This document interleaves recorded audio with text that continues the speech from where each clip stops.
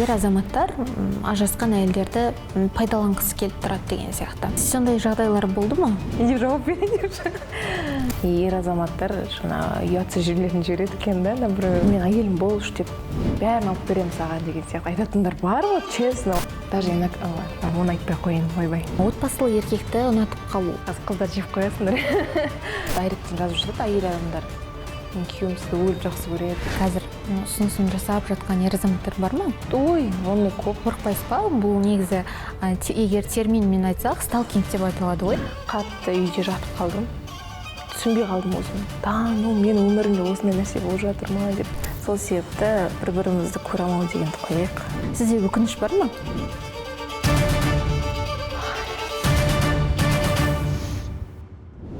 Амансыз ба көрермен, бүгін біз кезекті сұхбатымызда назарларыңызға ұсынамыз.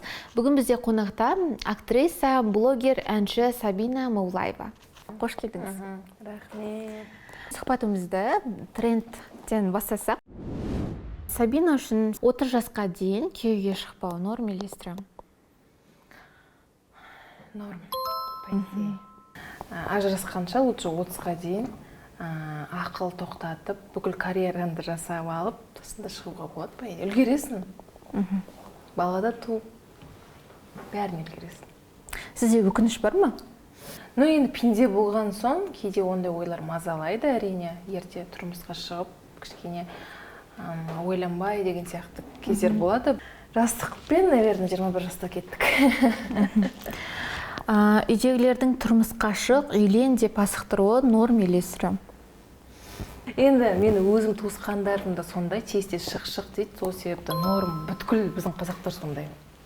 Басқа ұлттарды білмеймін, но енді точно біздің Қазақстан сондай. Қазақтар, менталитетіміз бәрі соған келіп тұр ғой енді. Қыздардың ата-енемен тұрғысы келмеуі норм или стрём? Норм да и стрёмдыр сияқты. Если саналы ене болса, келінге тиіспейтін, баласын бақытын ойлайтын ене болса, әрине күшті ғой. Но если тиісе беретін енелер болады, честно айтамын, тырнақ астынан кіріздеп, ондай енелерді көп көргем. Еркек гинекологқа тексерілу норм или стрём? Мен өзім гинекологым, әйел адам. Үлкен апа деп айтсам да болады, ол 70 келіп қалған почти. Өте білікті маман, профессионал. Бірақ күйеуі екеуі жүреді. Күйеуі, получается, уролог, әйелі гинеколог. Например, иногда ол кіріп шығып жүре береді. Күйеуі де үлкен ғой, 70-ке толған. Сол себепті норм сияқты, олар деген андай көп көреді ғой. Сол себепті мән де бермейтін сияқты. Білмеймін, дұрыс айтып жатыр ма? Жас болса ұялатын шығармын, может быть. Даже мен босанғанда ол жақта в основном ер адамдар көп болды, акушер деймін оларды. Уже андай ұялмайсың. Главное, баланы алып тасташы дейсің, жана жерде уже жаны шығып бара жатады да. И мен де оларға көз қарасым как врач. Как врач ретінде қараймын, болды. Әйел адамның тамақ істей алмауы? Негізінде стрём сияқты. Әр асханада бір хозяйка керек, бір сөзбен айтқанда. Энергия, күшті энергиялар таралады, уют болады, үйде тамақтың иісі болса. Қазір енді қыздардың пікірі көбіне бұлай болып жатыр ғой. Тамақ істегенше сен өзің дамуыңа уақыт бөл деген сияқты. Қазір қыздардың арасында өте бір сәнге айналды десек болады. Соған байланысты сұрағымыз келген осы. Жоқ, өз еркілері, если ақша көп тауып жатса, күйеулері рұқсат беріп жатса, істемесең де болады, заказ бере салайық деседі, оған да өздері қарайды. Но менің өзім ойым, рестораннан қарағанда, заказ бергеннен қарағанда өзім тамақтарымды жеп қоямын деп айтайыншы, бәрін жеп қоямын прям.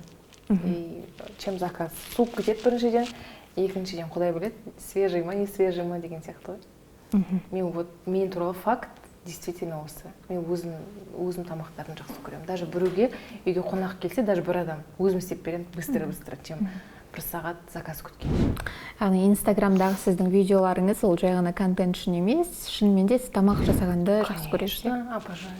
Отбасылы еркекті ұнатып қалу норм или стрём? Стрём. Отбасылы еркектер маған көп жазады деген ба, бір неңіз бар, я, айтқаныңыз. Реакцияңыз қалай болады? Қазіргі таңда білмеймін, енді достарым барлығы үйленген ғой. Олардың әйелдерімен жақсы араласам ғой. Мен жеп қойып жүрер. Но енді стрём деп айта берейінші. Потому что білмеймін, ол сұраққа да жауабым жоқ, шын айтсам. Негізі стрём болды. негізінде мен күйеуім болып да, ол басқа қыздармен араласып жүрсе дос болып ше, енді по работе болсын ше, мен нормально қараймын. Өзім нормально қараймын. Сіз айтатын едіңіз ғой, мужественный болу керек деп, болмаса қазіргі еркектер деген сақталып кетке деген сияқты пікірлеріңіз бар да? Маған өзім байқағанымша сақалды еркектер ұнамайды екен. Өзім үшін ғой ол. Вот честно, андай прям болады ғой. Грозный жігіттер вообще ұнамайды екен. Неге сақалды жігіттер? Білмеймін, сақалды десе маған вообще ұнамайды. Не знаю. Мен екінім мынандай бүйтіп өсіріп жатыр да, екеуімен сол үшін ұрсам всегда. Бірақ енді айтамын, мен ладно, келінген ұрса болды ғой деп, мен причем здесь деп. Маған денесі күшті болсын, фигурасы күшті болсын, да, олар да енді по-любому. Ну, түрі андай болады ғой, бір сүйкімді, тәп-тәтті, бөпе сияқты жігіттер ұнайды. Иісі обязательно күшті болу керек, трудоголик болу керек, тұрақты жұмысы болу керек, еңбекқор, прям богатый деп айтпай ақ қояйын. Жүрегім дір етсе, значит мен адаммын. Мен өте қиын адам екенмін отношенияға келгенде. Анау адам ұнай бермейді. И просто так даже для галочки біреумен свиданияға да шықпаймын. Өмірде танысып, ол баланың бүткіл факторлары маған келіп тұрса, бүйтіп болады по-любому ше, татып тұрып, сондайларға можно общаться дальше. Бірақ сізге гүл шоқтарын жіберіп, солай қазір ұсынысын жасап жатқан ер азаматтар бар ма? Ой, оларды салмаймын сторисқа. Потому что ұнамайтын жігіттер жібереді. Ну енді бәрін қабылдай бермейсің ғой. Ну енді тауып алады. Машинаның үстіне қойып кеткендер талай болды. Просто машинаның үйімді біліп алады. Содан қорықпайсыз ба? Бұл негізі егер терминмен айтсақ, сталкинг деп айтылады ғой, сіздің үйіңізді, мекен-жайыңызды біліп алу деген сияқты. Әлде бұл сізге кәдімгі бір қалыпты өміріңіздің бір несі бір екі охрана бар үй жақта. Ол екеуіне аталарға айтып қойғам. Аталар үлкен, 60-тағылар ғой енді, 60-тағы аталар айтып қойғам, ағай, если мен машинама бір нәрсе тиісіп жатса, вдруг маған тиісіп жатса, сіздер всегда көмектесіздер деген. Сол екі охранаға сеніп жүрмін, білмеймін. Но ең бірінші Аллаға сенесің әрине. Но сақтықта қорлық жоқ дейді, сондықтан да білмеймін, Аллаға сеніп жүре беремін. Қарым-қатынасқа қатысты сізден бір кеңес сұрасақ, қыздарға бір өзіңіздің кеңесіңіз болса. Всегда айтамын, машинасы бар, анау бар деп қызықпаңыздар. Например, ойлаңызшы, сіз бір жігітпен танысасыз, ол новый геликпен келді, или не знаю, 300-камен келді. Сіздер соған қызығып қалуы мүмкінсіздер, қыз балалар особенно да. Оны сіздің атыңызға жазып бермейді ғой. Например, деймін да. Сол себепті оған қызықпаңыздар. Вообще дүниеге қызықпаңыздар айтқым келеді. Тәрбиелі жігіттер көрініп тұрады. Прям мен өзім қатты айырам соны ше. Білмеймін не екенін. Көрініп тұрады андай ер адамдардан ата-ана тәрбиелеген, күшті тәрбиелеген екен көрініп тұрады. Честно айтайын сізге. Оны еркектерді сразу айыра білесің. Кейбір андай ер адамдар вообще ұнамайды маған. Андай көзі ойнап тұрады, скользкий, ондай қатты танимын, ондай балдарды ше. Ондайларға сразу араласпаймын. Анау күшті, ана қыз деп айтып жатады ғой, уже все. Мен үшін еркек емес. Қарым-қатынаста болып жатқан уақытта қандай нәрселерге қазір айтып жатады ғой, red flag деген сияқты, соған мән беру керек? Кездесу барысында ма, әлде тұрмыста ма? Даже если сіздер отношенияда жүрсеңіздер, бір-бірлеріңізді тыңдаған дұрыс деп ойлаймын. Потому что мен даже өзім разводым, қатты неге қатысты. Бір-бірімізді тыңдамайтынбыз. По-любому әйел адамын даже кішкене басылу керек. Не только әйел адам, ер адам да шамалы. Бір-бірін ұрыс кезде қатты жынданып тұрсаңдар да басылып, тыңдап, сөйлесіп, көп сөйлесу керек отношенияда. А если без отношения жүрсеңіздер, әркімге шығып, энергияларыңызды құртып, өтпей ақ қойыңыздар. По-любому отырғаныңызда орын табады, келеді жақсы адам. Өзіңізге байланысты. Сіз қандай жолмен жүріп келесіз, дәл сондай еркек келеді сізге деген сияқты. Мен өзім соға 100% сенемін ше. Сұхбатқа дайындалып жатқанда, енді бүкіл посттарыңызды, сұхбаттарыңызды, оның астында жазылған пікірлерді қарап шықтық қой. Сонда бір пікірді көзім шалды. Бір әйел бәріміздің күйеуіміз қарайды бұны деп жазған екен. Бұл бір ғана пікір емес қой, сіз өзіңіз де білетін шығарсыз. Ер адамдардың назары көп түседі деп жатады. Неге мен деген сияқты сұрақ болды ма сізде? Ну енді не только маған, қыздар көп қой. Просто енді ел аузында кішкене жүрміз ғой. Аллаға шүкір, бірінші Аллахтың қалауымен. И ну білем, ер азаматтар өте көп қарайды. Маған да дайректен жазып жатады әйел адамдар. Мен күйеуім сізді өліп жақсы көреді деп, даже бір жерде суретке түссек әйелдер жүгіріп келеді, мен күйеуім жақсы көреді, сәлем айтыңызшы, жандос сәлем деп айтыңызшы. Сондай да қызықтар болған. Енді мен оларға не деймін? Әйелдер молодцы, значит, өздеріне сенімді. Баяғыда, например, Санжар Мадей дегендерге де өледі ғой, қыздар. Да, например, хоть женатый болса да өліп жүреді, прям. Может, солай өледі шығар. Я не знаю, мен оған. Менде точно бір 100% ответ жоқ. Но енді сезіледі, что өте көп. Кешеде Көлсайға съемкаға барғанбыз ғой, командамен.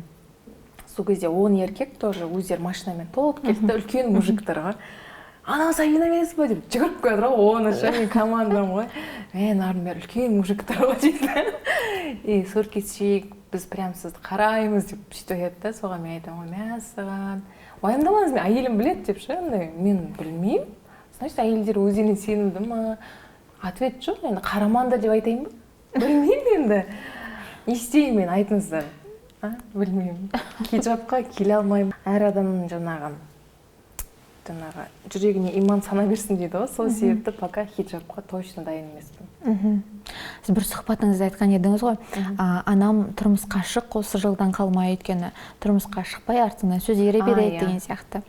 Кеше ғана ұшып келдім ғой, Ақтөбеден. Сол кезде мама айтып жатыр, еще ана бата айтады ғой, қайта-қайта.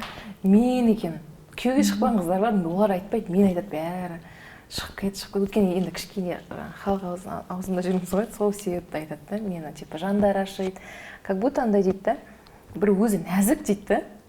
Өмірде де осындаймын ше, мен андай Инстаграмда басқаша или өмірде басқаша емеспін, характер бірдей менде. Инстаграмда қандаймын, дәл сондай өмірде нәзік, еркемін деген сияқты ғой. Сол себепті олар қорқады, но менде іштей қайсарлық бар. Например, бизнес ашу оңай емес, андай үлкен. Қаншама тірліктерді істеп жүріп, еркектер істей алмай жатқан. Сол себепті мен ойлаймын, кішкене болса да қайсарлық бар іштей. Женственный болған менде. Күйеуге шығу туралы енді мама айтты, олай, бәрі айтып жатыр. Менде өзім планым бойынша осы 2025-те, 2026-та, может, иншалла, білмеймін, Аллахтың қалауымен ғой, шығып кету. Дайынмын. Трек керек, действительно. Бұл сіздің екінші жартыңыз табылды деген сөз ба? Не жауап берейінші? Жоқ. Басым бос. Шын айтам. Сіздің сұлулыққа қатысты бір кеңестеріңізге көшсек, я? Негізінде Аллах берген түр, фигура, бәрін Аллах берді. Бір операция жасатпаған бетіме. Тек септопластика жасаттым ішіне. Мұрнымен сөйлейсін дегендіктен. А так уход, каждый күнде уход жасаймын, болды. Пластикалық ота демекші, сіз кеудеңізге ота жасатқан деген? Иә. Кеудеме жасаттым. Одан басқа ешқандай жоқ, жеріңізге пластикалық ота жасалмаған, иә? Мұрын іші, сырты емес іші. Кеше мен туған інім үйленіп бір жыл бұрын, кеше ғана балалы болды. И мұрны мен сияқты болды, дәл прям. Сол себепті доказательство. Жоқ, кішкене әйел адам әдемі болып, жарқырап жүрсе бітті. Ота жасалған деп айтады да. Негізінде Аллах береді, Аллах бәрін әдемі қылып береді. Бір андай рухани дейді, қазір енді психологиялық арман тізімді жазам деп жатады біреулер. Сол сияқты бір сіздің құпияңызды білгіміз келіп отыр да? Сен мың жерден карта желания істе, үйде арман тілектеріңді жазып жүр, бірақ әрекет істемесең, ол армандарың орындалмайды. По-любому әрекетке берекет. Сол себепті, конечно, артында көтеншігіңді көтеріп жұмыс жаса, сонда ғана у тебя все получится деген сияқты ғой. Менде де просто келген жоқ, еш нәрсе, например, элементарно малый филинге түскенде мен ойбу, СС Сабина бар, подписчик күшті ғой, статистикасы күшті ғой деп алған жоқ. Мен сол кастингке бар, өте қаты дайындалып, даже сол кастингке барардың алдында курстарға барып, содан кейін өттім. И то қаншама адамдар Россияда утверждали, қаншама жоқ продюсерлар бар, бәрін утверждениесі мен ғана өткенмін да, например, олай. Мен бұрында главный рөлдің түрлерін бермейтін, если Инстаграм арқылы алатын болса. Талмай еңбек етіңіздер. Например, кішкене уже подписчик жинап алғаннан кейін курстарға қатысасың ғой, қиынырақ. Өйткені элементарно менде ораторский курсым бар, актерский курсым бар, вокалым бар, фитнесым бар. өте көп та баратын жерлер, но жаңа кешегі, например, көп гастролерге шығамыз ғой енді. Кеше де шығып келдік, Шымкент, Астана деген сияқты. И сол курстарым көп сабақтар күйіп кетіп жатыр да.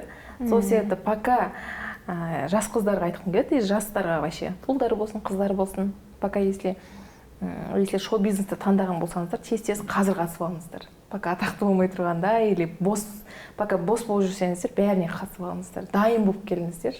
Пісіп прям же. Содан кейін по-любому көтерілесіздер. Еңбек бәрін жеңбек. Қазақстанда ондай жоқ. Бәкемен көтерілесің, сәкемен көтерілесің, или через постель деген сияқты ондай жоқ. Уайымдамаңыздар.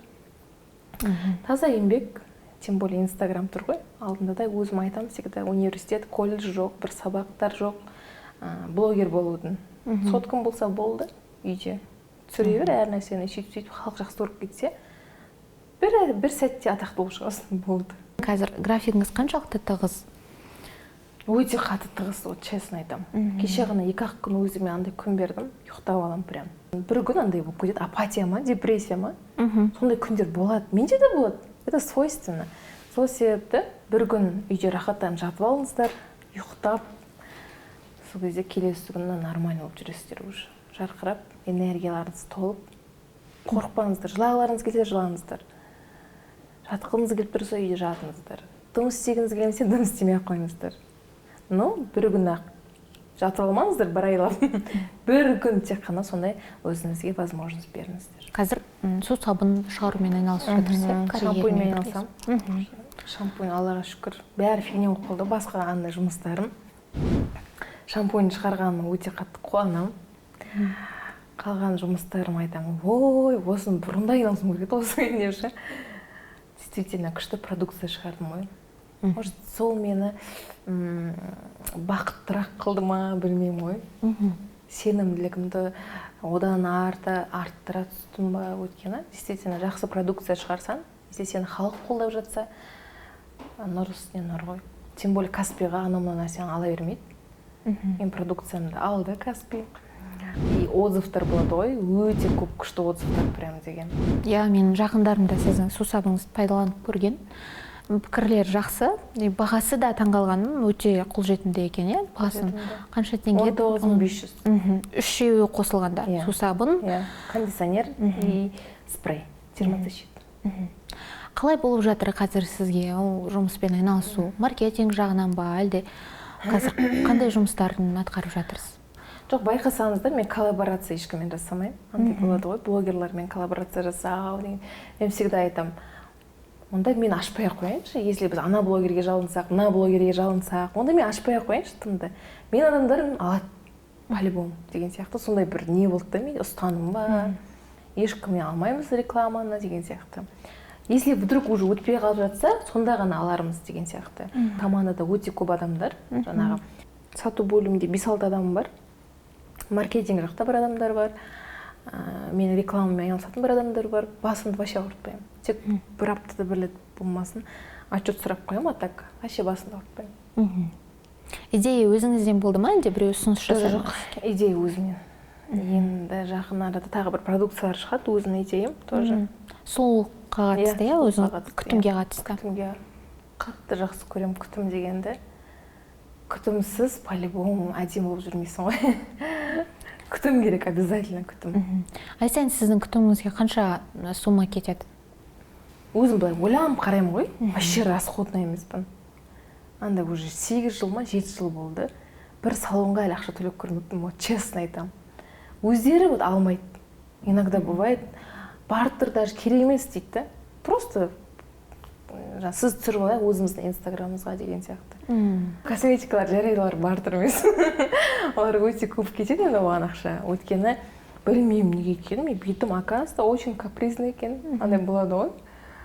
Өзінше бұл да андай кішкене бір 3000-дің бір әнсесін жақсам бітті. Бетім құртылып, сондай болып кетеді. Сол себепті амал жоқ.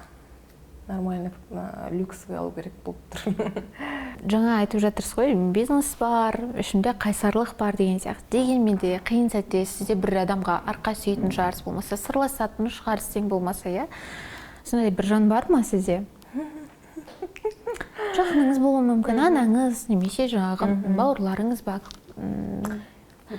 2 күн үйде жаттым ғой енді. Сонда ойландым, действительно. Ешкім жоқ екен. Даже анаммен сырласа алмаймын. Баяғыда сырласатын еді, қазір уже келін алғасын ба, уже бала шағамен опырлап жүр ғой енді. И мен Алматыда алыстамын ғой енді олардан. Сол себепті не хочу навязываться дейді ғой. Проблемамды айтқым келмейді ешкімге. Бір адамға айтпаймын, сенесіз бе? Бір адам жоқ ондай. Психологқа барасыз ба? Жоқ, бармаймын. Психологқа по-любому андай ғой, бәрін түсіндіріп жеткізе алмайсың ғой. Даже отношенияда болып, или күйеу мен әйелдер психологқа жүгінеді ғой. Тек қана әйелдің өзі барып жүгінеді ғой. И дұрыс емес деп ойлаймын. Потому что әр отбасыда өзінің бір нелер бар ғой. Әр отбасында бір мемлекет қой. Иә, отбасында қалу керек дейсіз ба? Қыр-сырлар бар ғой, по-любому. Оның бәрі де психологқа айтып бармайсың ғой. Досконально, үтір точкасына дейін. Сол себепті психологтар дұрыс түсінбей, басқаша ұғыммен айтып жіберуі мүмкін да. Просто сөйлесе біліңіздер и все. Негізінде әйел адам мен еркек адам көп сөйлесе жақынырақ түседі екен, оказывается. Қыз-келіншектер тарапынан айтып жатады. Ер азаматтар ажырасқан әйелдерді пайдаланғысы келіп тұрады деген сияқты. Сондай жағдайлар болды ма? Шынын айтсам, мен ер азаматтарды қатты сыйлаймын. Прям қатты сыйлаймын. И Аллаға шүкір етемін. Әлі ондай ер азаматтар жоқ менің қасымда. Пайдаланып кетуші мені. Травма әлі ер азаматпен болмапты менде. Вот честно айтайыншы. Ну, жазады дайректі, но бәріне вообще не отвечаю. Мен дайректімді көрсеңіз болады. Бір адам жоқ, привет, как дела деген же. Вообще ондай жоқ. Ну, телефон номерін тауып алып жазғандар бар, сразу блокқа кетеді. Осы жақында бір бизнесмен кісі маған жазып тұрды, саламатсыз ба, қалайсыз деп. Мен сразу блоктап тастағанмын ғой. Оказывается, ол маған реклама бойынша жазып тұр екен да. И мен менеджерларыма шыққан, Сабина білмеймін, неге блоктап тастаған дейді да. Мен оған рекламамен шығып жатырмын ғой деп. А если рекламамен шыққыларыңыз келсе, Инстаграмда номер жазылып тұр, пожалуйста, менеджердің же. Сол себепті ондай өмірімде әлі кездеспеді. Достармен де қанша ер азаматтармен де сөйлесіп, шоу-бизнесте ойнап күліп салып ғой. Бәрі сыйлайды, ешкімнің арам ойы, жаман ойы жоқ маған. Білмеймін, өзіне байланысты сияқты, сана сезімге, тәрбиеге байланысты сияқты. Соңғы болған оқиғада сіз соған байланысты берген сұхбатыңызда айтқан болатынсыз енді. Маған алдымен видео келді. Мен оны көрдім, бірақ мен бермедім. Өйткені ондай неше түрлі смс келіп, үйреніп қалғанбыз деген сияқты. Сол сияқты хаттар келеді ма дегенім ғой? Ой, ондай көп. Менеджерім ұл ғой енді, ер адам. Ер азаматтар ұятсыз жерлерін жібереді екен да, например, ой мен деп шошып кетемін дейді, уже мен травма дейді да. А мен өзім уже көрмеймін ондайды, потому что менеджер да, телефон. Білмеймін. Жоқ, ер азаматтарға да айтқым келеді, не мақсатта жібереді деймін да. Түсінбеймін әлі мен, күлкім келеді. Түрлі адам бар екен, түрлі адам. Тем более, менің Аллаға шүкір статистикам 100 миллион. Андай болады ғой, бүйтіп жазылып тұрады ғой, статистика 100 миллион. 300 мыңнан 500 мыңға дейін қарайды ғой стористі. И өте көп адам. Кейбір адамдар ренжіп жазады, бұл өзінше ответ бермейді деген сияқты. Вот честно айтамын, мен дайректті қарамаймын. Не үшін менеджердің номерін қойдық Инстаграмға? Бүкіл сұрақтарыңыз болса, сол жаққа жазасыз. Бір андай недоступный адам болса екен, доступность тұр ғой, менеджердің номері тұр. Сіз косметика туралы болса, сол жақтың өзінің дайрегінде тоже номер тұр, ой, жаңағы профильда. Сол себепті доступная ғой негізінен, ну, который бәрі легко мен тауып жаза алады деген сияқты ғой. Тек қана мен дайректті қарамаймын, вот сондай нем бар. Потому что өте көп сообщение ана жақта, ер азаматтар болсын, әйел азаматтар болсын, өте көп жазады. Ажырасуды жалпы кіші өлім деп айтады. Одан кейін қалыпқа келу бар. Сізде ол процесс қалай өтті? Және оны өткерген адам ретінде қыз-келіншектерге не айтар едіңіз? Ну, по-любому депрессия болады ажырасқаннан кейін. По-любому андай өзіне келу қиын болады. Менде бірақ бір адам болмапты, андай бар ғой. Қасымда анам, или әкем, или бауырларым қолдаған. Дәл сол сәтте қолдау білдірген. Иә, қолдаған ешкім болған жоқ. Өйткені бәрі бос емес. Маманың өзінің бизнестері, папаның өзінің бизнестері бар. Не істеймін мен? Ажырастым ба? Ажырастым, болды. Өзің дальше өмір сүр деген сияқты ғой. Білмеймін, менде ата-анамда сондай ұстаным бар. Андай жоқ бізде ше. Аяп, поддержка деген же, чисто өзін деген сондай. И сол үшін, наверное, менде ответственность қатты өзіме қатты сенемін больше всего. Ажырасқаннан кейін енді депрессияда болдым, 5 ай болдым. Қатты үйде жатып қалдым.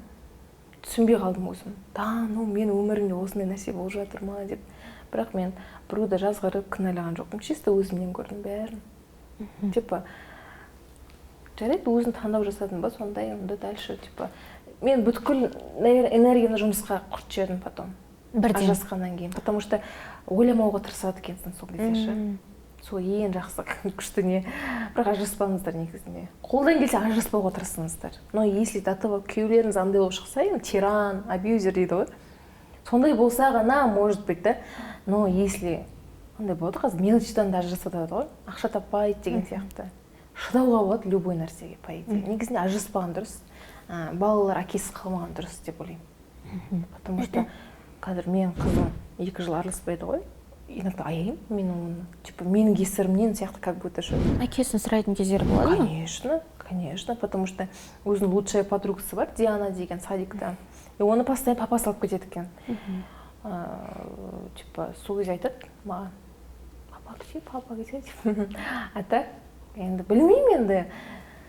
Болашақта енді жақында может күйеуге шығып қалып жатсақ, вдруг та енді бәрі Аллахтың қолында ғой енді. Қызыңызбен қарым-қатынасыңыз қалай? Жаңа айтып жатырсыз, графигім тығыз деген сияқты. Оның орнын қалай толтыруға тырысасыз? Мен тығыз болсам да, оның да графигі тығыз. Иә, ол үйде күтіп өтпейді мені. Үйде няня жоқ менде қазір уже. Потому что няня болса, вообще қызым екеуміз байланысты үзіп алдық. Няня болды да менде. А қазіргі таңда 6-ға дейін мен жұмысын бәрін бітіріп келіп тұрсам. С утра шығып кетем, 6-ға дейін бәрін бітірем, ол да 6-да уже садиктен келеді. Болды, 6-тан бастап біргеміз таңға дейін. Сол себепті ондай проблема жоқ.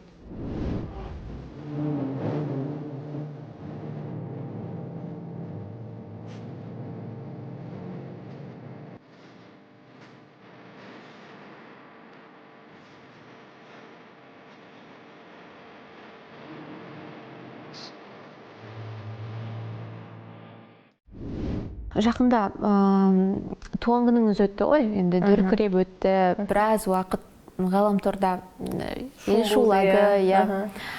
Сол шудың бірінде көп сұралынған пікір, мына көлікті кім сыйлады деген. Досым сыйлаған. Екеуміз 2 жылдан аса прям жақын араласамыз. Мен де оған бағалы сыйлықтар сыйлағам. Көліктің құны қанша еді? Ол арзан, еще бәрі ойлап жатыр, андай прям қымбат көлік деп жүр. Нормально, по идее, ондай да того қымбат емес. Шын айтайын, өте көп адамдар жазады.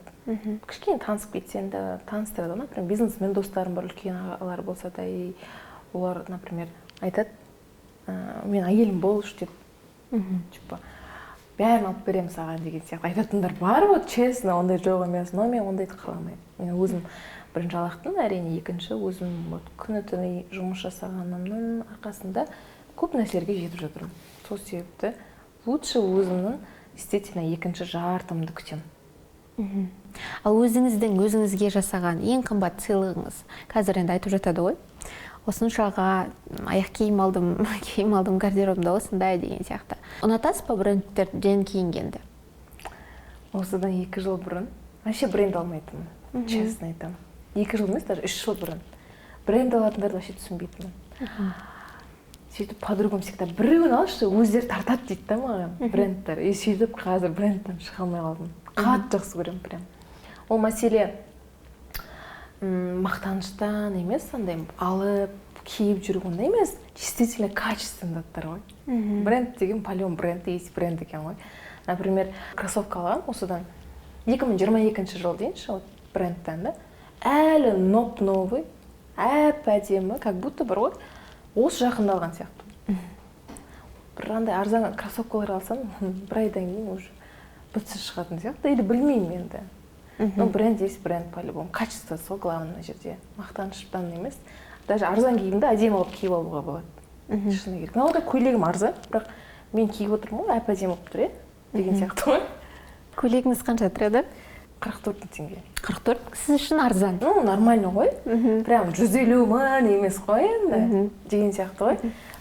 Российский бренд, и то скидка болып тұр екен 44 мыңға.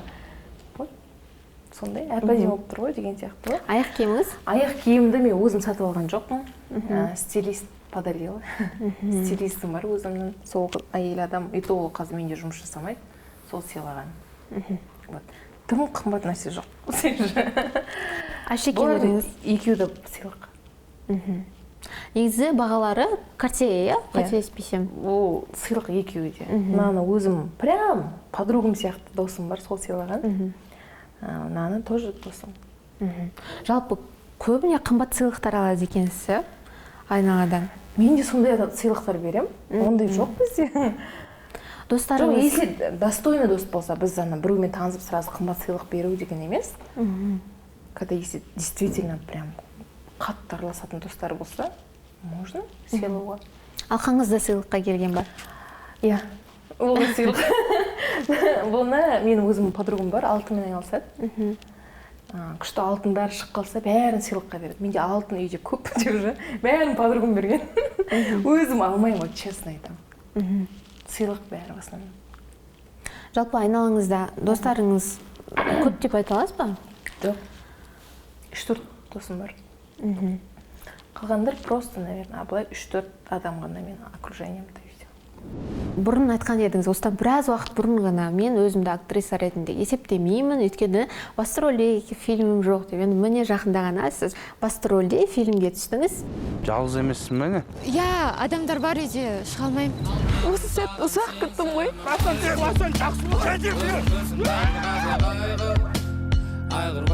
Сіз туындырғанда за квадратура алу керек қой.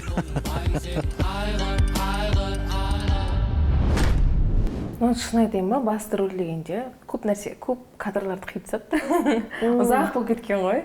Соны қиып обидно. Сөйтіп аз болып қалыпты. Жалпы шоу-бизнесте жүріп, не нәрсені түйдіңіз сіз? Енді шоу-бизнес дегенде кейбір адамдар айтады, я актриса емес, я әнші емес, бұл кім деген сияқты айтады да маған. Но негізінде былай мен өмірімді действительно қарап жүрген адамдар болса, түсінеді да, мен қатты еңбектенетінімді. Көп жерлерге өтпеймін. Өйткені тоже бар шоу-бизнесте андайлар. Өз адамдарын тартатын жақсы араласып кетсе бір-бірлерімен деген сияқты. А мен андай адам екенмін, оказывается, көп адам араласпайды екен. Мен по идее ұялшақ адаммын. Честно айтайын ба сізге, мен өзім туралы факт айтайын ба? Менде андай жоқ. Анамен араласып кету, мынамен араласып, вообще ондай жоқ. Бір блогерский тусадан көрмейсіздер мені. Я бір шоу-бизнестің тусасын да көрмейсің деген сияқты ғой. Мен андай өзім байқасам, ұян екенмін да, негізінде. Ұялшақ, көп адамдармен тез араласып кету. Негізі шақыртулар болады, бірақ сіз өзіңіз бас тартасыз ба ондай шоу-орталардан? Потому что білмеймін. Жаңа айтып тұрмын, энергияны көп тратить етпеймін. Қатты бүйтіп шашпаймын. Әнші, актриса, анау мынау дейді ғой, бірақ мен әлі қаншама авторский өлеңдерім болса да бір хит өлеңім жоқ. Басты рөлде, прям басты рөлде кином жоқ. Сол себепті, бірақ айта беріңіздер, еңбектен қазір қаншама киноға түстік. Әйтеуір второстепенный роль болса да. Сол себепті бір-бірімізді көре алмау дегенді қояйық. Енді жақында хит әніңіз шығып қалсын деген біз тілектеспіз. Сізге ұсыныстар түсетін шығар, композиторлардан, ақындардан. Өте көп. Илхамнан да қанша ән алғам. Өздерінен походу хиттар тығып қояды. Білмеймін ғой, енді по-любому андай ғой. Жүгірген алмайды, беруған алады, демалысында нелер бар ғой. Сол себепті іштегі сенім главное жоғалмаса болды адамда. Сенімді никогда жоғалтпаймын. Білемін, сенемін мен. Бірінші жоғарда Аллах тұр. Ешқашанда біреуге сенбеймін мен, жаңағы адамға ше. Мынау көмектеседі маған, сосын көтерілемін деген сияқты. Вообще ондай жоқ, мен чисто өзіме сенемін. Аллах если захочет, бір сәтте ол көтере салады сені просто. Сізге негізі қайсысы жақын? Әншілік ба, әлде актрисалық болу ма? Сахнаны да қатты жақсы көремін. Вот өзім халықпен күшті контакт жасай аламын. Мен кішкентайымнан сахнаға шығып келе жатырмын, 10 жасымнан бастап. Сол себепті мен сахнаны жақсы көремін, прям актрисалық деген енді бастағандықтан ол жақтың да атмосферасы ұнайды. Зонтик ұстап жүреді, стол дайындап қояды, прям сен актриса деп ше, прям ол да ұнайды маған. Сол себепті екі жақты бөліп жара алмаймын. Түсірілім алаңы сізге қиын болған жоқ па? Көбісі айтып жатады ғой, кішкене біздің отандық фильмдерді шетелмен салыстырып жатады, бізде жағдай жоқ деген сияқты. Жоқ, вообще қиын емес. Ана рөлді оқып аласың, сценарийді бірінші қандай рөл берді. И біздің жаңағы малай фильмді, тем более не ғой, франшиза ғой, сол киноны қарап алғам. Ана қыздың рөлін біліп тұрмын ғой, мен қандай қыз, глупая, шамалы деп қойған қыз, сол себепті сразу ана рөлді өзіме алып алдым. оңай болды да, көп нелер. И режиссерлар таңдаймын тоже өзімше. Ернар ағамен жұмыс жасаған комфортик қой, прям. Сабина, не так, прям выражение вот так сделай деп күшті айтады ол да. Режиссердің да көмек тиеді по-любому. Сізге осы фильмнен кейін ұсыныстар түсті ма? Иә, 2 ұсыныс түсті. Бірақ екеуіне де мен пробаға бара алмадым, кастингке де бара алмадым, вообще қолым тимегендіктен. Енді көреміз алда бұйырса. Енді соңғы философиялық бір сұрақ болсын, өзіңізді мен бақыттымын деп қай кезде сезіндіңіз? Қазіргі таңда мен 100% айта аламын, жүрегім тыныш. Ата-анам аман, бауырларым аман, күшті келін келді үйге. Мамалар бақытты вообще, менен ешкім шаруасы жоқ. Даже мен кеше айтып тұрмын, 2 күн үйде жаттым деп, бір күн телефонымды отключила, сенесіз ба? Телефонды қоссам ешкім звондамаған ғой. Настолько жандай. Мен айтамын да, жүрегім тыныш дегенім, жаңа айттым, бәрі өз-өзімен, жаңағы қызым қасымда, тыныш, жұмысым бар, тұрақты да, жайлап жүріп жатыр Аллахтың қалауымен. Енді шоу-бизнесте өз орнымды әлі іздеудемін ғой. Может, не твое деп кейбір адамдар артқа тартатындар бар. Но мен жүрегім қалап тұрса қайтем. Если қалап тұрса қайтем. Я понимаю, через не хочу өзімді итеріп атсам екен. Прям желание у меня. Көздерім жанып тұр деген сияқты ғой. Сол себепті ешкім тыңдамаңыздар. Даже ата-анам сенбеген кезінде. Шоу-бизнес и Сабина ол, деп никогда ондай ойлама ата-анам. Қазір бір марқайып отырады. Қазір әкеңізбен қарым-қатынасыңыз қандай? Соңғы уақытта сіз айтқан болатынсыз, біршама сөйлеспей жүрміз деген сияқты. Хал жағдайымызды біліп сындып тұрамыз бір-бірімізге, но ондай прям тесно сөйлесем деп айта алмаймын. Даже мамамен де. Мама да Софияға звондайды, Софияға телефон алғанмын ғой. Чисто соған звондайды, болды. Мені біліп жатады, бос емес екенін постоянно. Жақсы, уақыт бөліп келгеніңізге көп рахмет, Сабина. Все, сіздерге де шақырғандарыңызға рахмет. Қымбатты көрермен, осымен сұхбатымыз тәмам, сіздерге ұнады деген үміттеміз. Ұнаған болса, ұнамаған болса да пікірлеріңізді жаза кетіңіздер. Сіздердің әрбір лайктарыңыз, әрбір қолдауларыңыз біз үшін өте маңызды. Пока.